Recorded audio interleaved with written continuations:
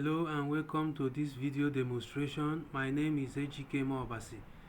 In this video, I will show you that I have completed the Querying Microsoft SQL Server 2022 lesson, and as you can see, this is my PDF certificate showing that I have completed the lesson.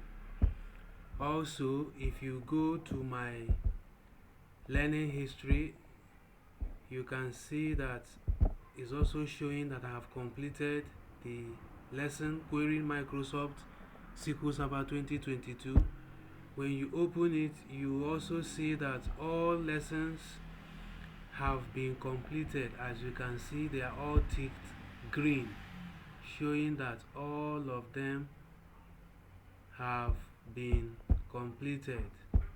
As you can see, all of them have been completed. All of them have been completed.